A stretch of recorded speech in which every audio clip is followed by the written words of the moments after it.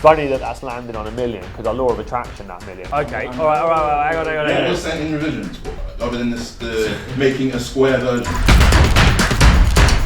I joined one of the best clubs in the world, Manchester United. This is the only way to work out what maximum output actually is. Small for us.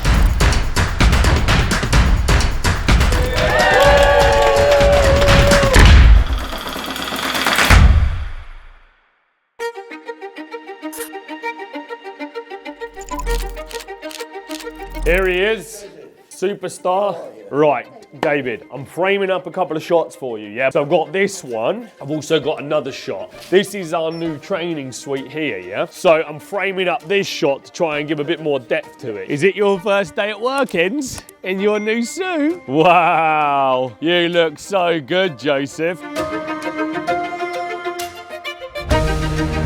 So we're just about to open our new 5,000 square feet training section with boardroom and podcast studios and reception area. And we're just here with the team and the Peterborough Telegraph, and we're going to be doing a nice opening shot here today. I've got Joseph suited and booted as well, so it's his first opening ceremony. And what's really important to me is that when he grows up, he gets to look back on these moments to show that entrepreneurship and business was in his DNA from the very, very beginning. He's actually been quite good, but he was not happy when I put it on him this morning. I tried to put some black shoes on him, but that was a no-go. Everyone looking at me, nice big smiles for us.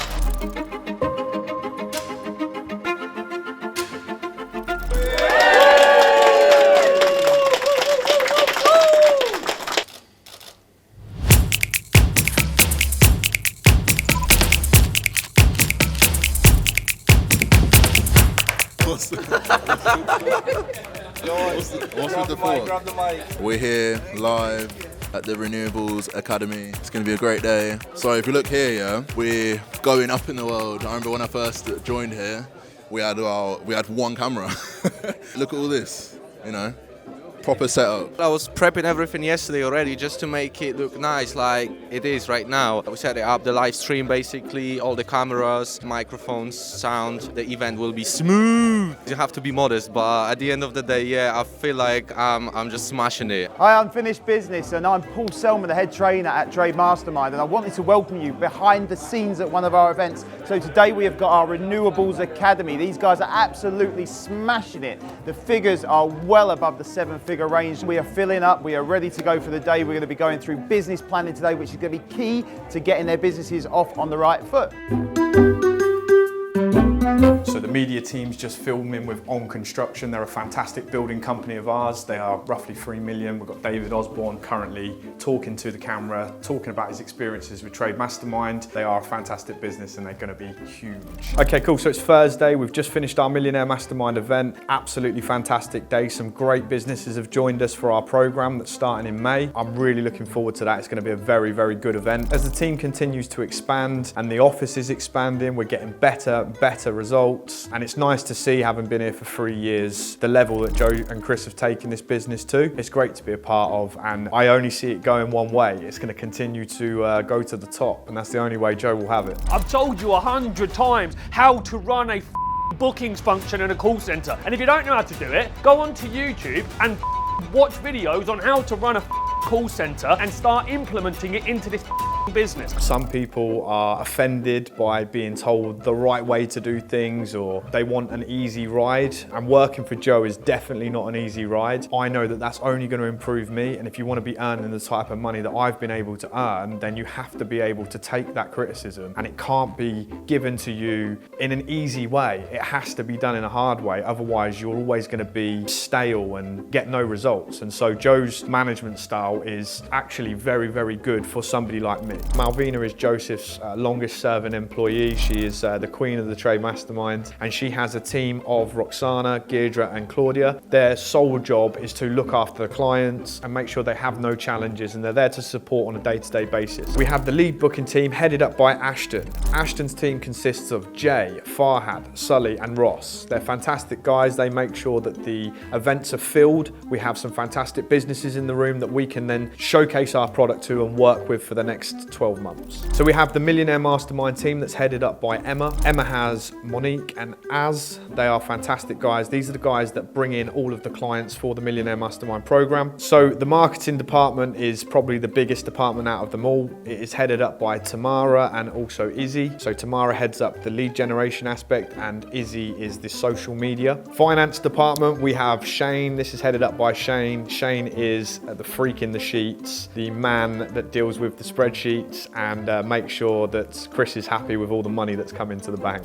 We have Sadie, the TM mum, head of HR. She makes sure that everybody is okay, everybody's on time, there's no complaints within the office, and that everybody knows what their roles and responsibilities are, and she's just generally here to help and support everybody within their roles. Our core focus at the Trade Mastermind is to help tradesmen grow and scale their business through personal development, training and coaching. We have been helping tradesmen for the last 3 years become huge successes all across the UK, and Joe's vision is to continue to do this at the largest possible scale.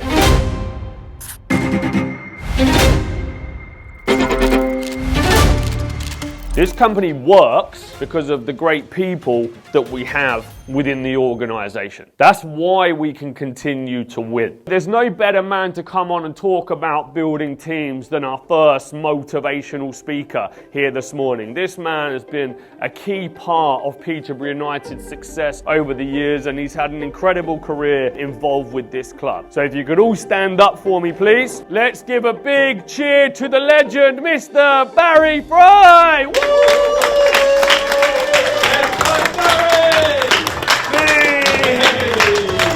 How are you, my friend? As a player, you could say I started at the very top. I played for England schoolboys 6 times. I scored 5 goals. One of those goals was at Wembley in front of 95,000 people. On leaving school, arguably, I joined one of the best clubs in the world, Manchester United. I signed a 2-year apprenticeship, and after a year, Matt Busby, the manager, called me in the office and he said, "Barry, you're a flash cockney bastard." I said, "Thank you very much, boss." He said, "I've got these 2 shy Belfast boys coming over, Eric McMordy and George Best, and I want you to look after George Best." I said, "No problem, boss." I'd done such a good job at looking after Bestie that after 2 days he ran back to Belfast homesick, but he didn't hold it against me, thank God for that. Hey! Who are ya? Who are ya? The employee of the month goes to Justina Lover!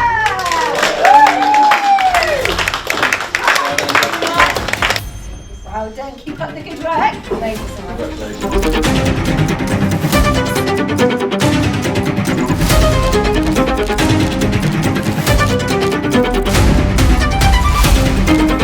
To start with, what is the plan for events for this month? What's a clear strategy? Who's actually going to be doing it? What's the best way to work it, I guess? Well, first and foremost, we've just had a discussion about events, and the Millionaire Mastermind is pretty much full. The next thing, how do we get more out of the current events? So we started with 20 people per event. Us hitting 20 people per event seems to be whichever way the wind decides to blow that month as to whether we get it or whether we don't get it. And that's purely based on the standards, the targets, the management of the output and performance of the bookings department, which is going to be a big focus for us. Re-expansion, reinvestment, new structure, and so on and so forth to take it to the next level. So what we want to do is we want to add more people to the same events. So take it from 20 people coming to what's the new number? 50 people booked rather than 34. 50 people booked, 30 people turn up. We have a real big challenge on our hands. Millionaire Mastermind has sold out way faster than I expected it to. We've done about 400,000 in Millionaire Mastermind revenue in the last 8 weeks alone. The places are now filled and the discovery days can be cancelled. That's great because it means no more cost to sell, but because the Millionaire Mastermind is limited in capacity, I can't continue to sell spaces. We're going to increase the attendance at the event, we're going to build a virtual Trade Mastermind strategy, we're going to improve our follow-up game, and we're going to open up customer accounts to sell more product and service. So March for me is all about standards. I want to raise the standards across the business and I want to optimize the underpriced opportunity. If you watched last week, you'll have heard me kicking off with the team saying, listen, we're spending £60,000 in marketing spend a month and we're only getting about 20% of that opportunity. We've got 80% of paid for business that we're currently doing nothing with. Not having the Millionaire Mastermind as a distraction allows us to refocus our attention into going and picking up all of that new business opportunity. What I really want to get to as soon as fucking possible is a business in a box. So everything is as idiot-proof as possible. In all seriousness, we must be aligned on targets. We have to agree to disagree that these are the targets. I've already agreed to disagree. I don't even disagree with the target, I disagree with the style. No, forget that. We're not talking about style. I'm talking about targets. You might disagree with the style, but I disagree with your style. I don't disagree with your style. It's just a different style. It's not the same style. By the way, 5 is the minimum. 10 can be done. So what you need to do is have a 10 bookings target and a 5 minimum standard. You've got to change the language, yeah? If they can't do 5 within a short window of time, off. What I don't want, less people doing more. I want more people. I want more people doing more. So the dials now, the minimum that's been achieved here is 200, yeah? They're achieving 200 without breaking a fucking sweat. Yeah? I wouldn't necessarily agree with that, but yeah. Okay, alright, they're breaking a sweat. Good, I want people to break a sweat. I don't want a fucking summer camp up there. I want the fucking people to come here and produce. It's either you fucking haven't hit the target. There's nothing wrong with failing to hit a target. It's the whole point of a target. If there's no, it's uncomfortable. You failed. You didn't hit the fucking number. Yeah, but we nearly got there, Joe, because I did X, Y, Z. I don't give a fuck. You did not hit the target. And on Friday, bang, bang, boom, straight in. Fucking hell, holy shit. Joe's asking him directly, tell us how to sell. He's now the leading guy. So we need guys like that guy coming in and shaking everything up. Yeah, to show what's possible.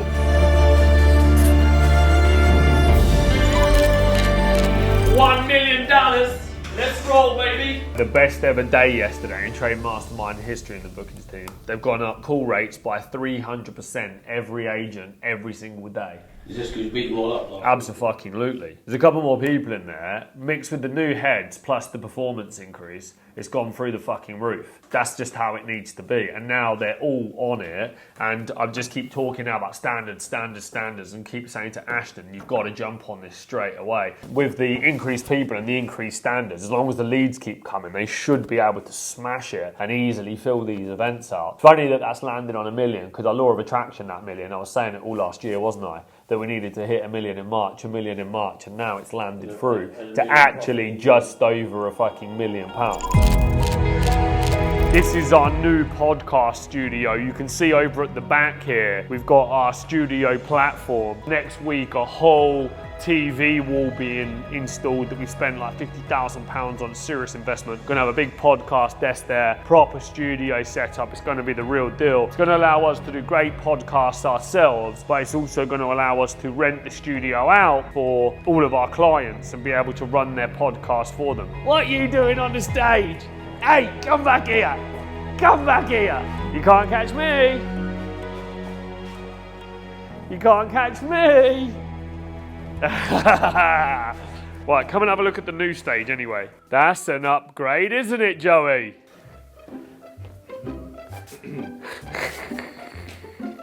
Well, either we're gonna find stand for the laptop so the cable can reach it, or we need to invest in another cable. Or I don't know what else we can do.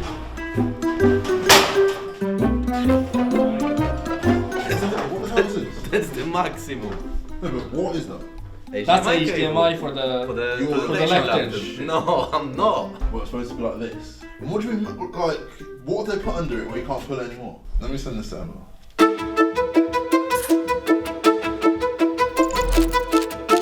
These are the bookings.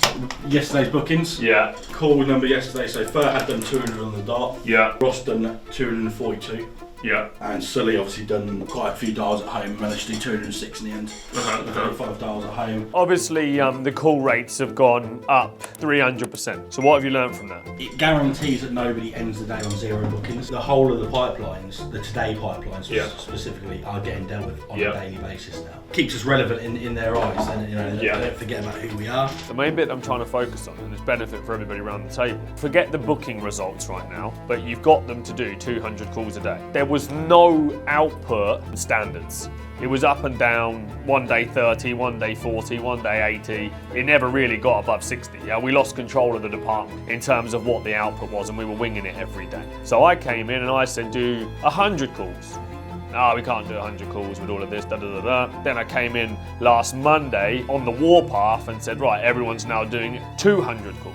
Now you're consistently hitting the 200 calls. So I think what it goes to show, they're not busting a gut, yeah? They're hitting it hard, I'm sure, but it's achievable. Some are doing 260, 280s, yeah? So there's still even further that we can go. What it goes to show is that Paul from Grant Cardone's office said to us, his team are doing 250 to 350 calls a day. What I said to you about the outsourced call centre that I spoke to, they can only make their call centre work by 250 calls a day. Success leaves clues, doesn't it? There's always the blueprint. There's a lot that you can take from this, Izzy. I mean, you've got 4 moving videographers, and I think there's a huge opportunity in that department alone to increase productivity significantly. So I think you've got to take that and go, hang on, I'm not buying that you're only able to do 2 ads a day. My expectation is that you do 20. Yeah. So what you're going to do is you're going to sit there with your headphones on, and you're not going to talk to me or talk to anybody else, and you're going to bash it out today, and I'm going to watch you, and then watch that individuals go from 2 videos a day to 15 videos a day. But only thought yesterday you could do 2 videos a day. And this is the only way to work out what maximum output actually is. Does that make sense to everyone, yeah? Your department, you've spanned that table round, protecting the productivity. People are focused and locked into the job. Yeah, makes sense. Excellent. Right, we run the management meetings downstairs here. I'm sticking to your schedule, Chris. It's in my diary.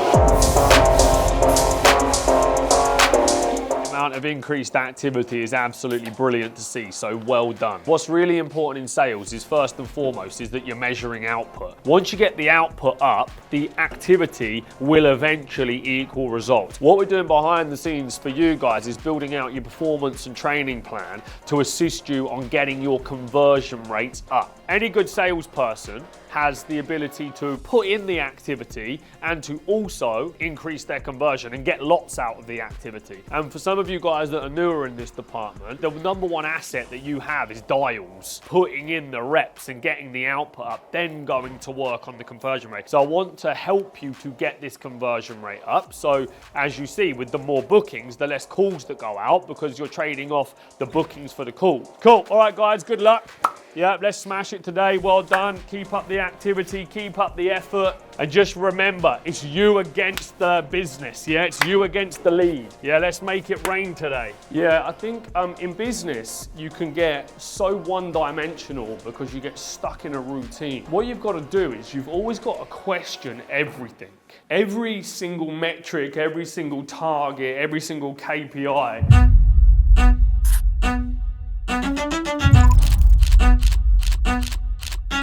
What's this meeting?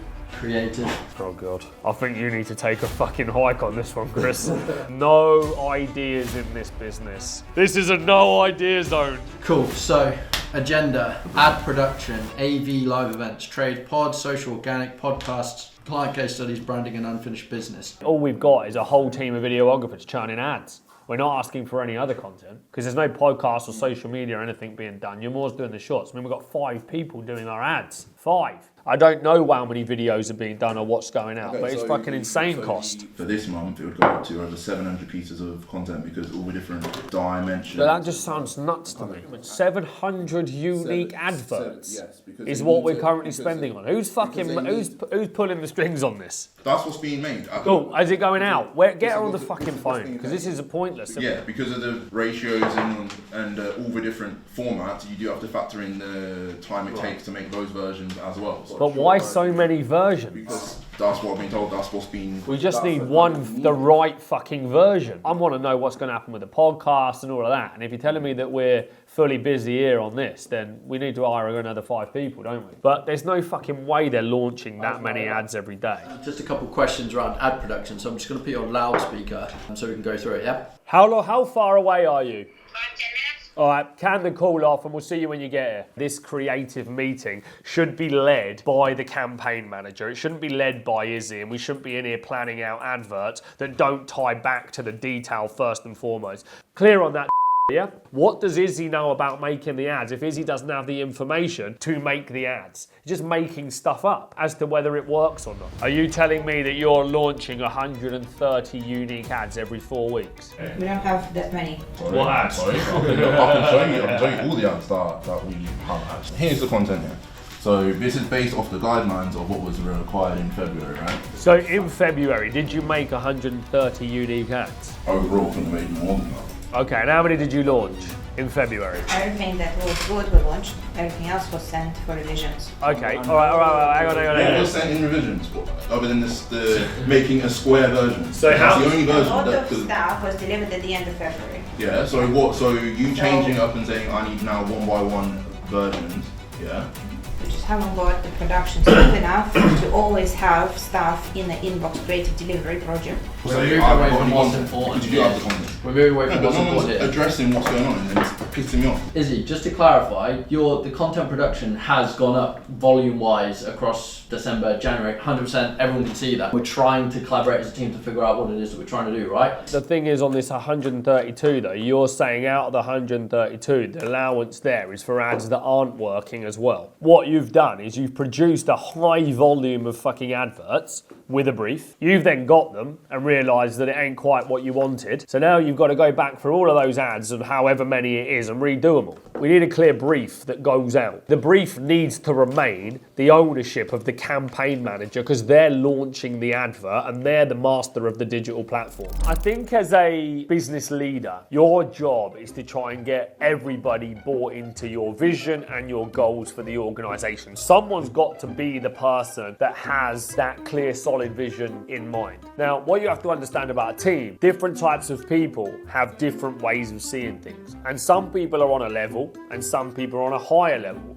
If you're in the 4th dimension and somebody else is in the 3rd dimension, it doesn't matter how loud you shout, they can only understand information from a 3rd dimension. I can come in and I can say this needs to be done, but there's a lot of times where I just see blank faces staring back at me. The fucking lights are on, but no one's home. The challenge with any team is if you bring someone like me into a meeting, I'm coming to solve problems. I'm not coming to create them. And I'm not coming to allow the same things to happen. It's not within my standards to be able to allow that to continue. So I have to say something.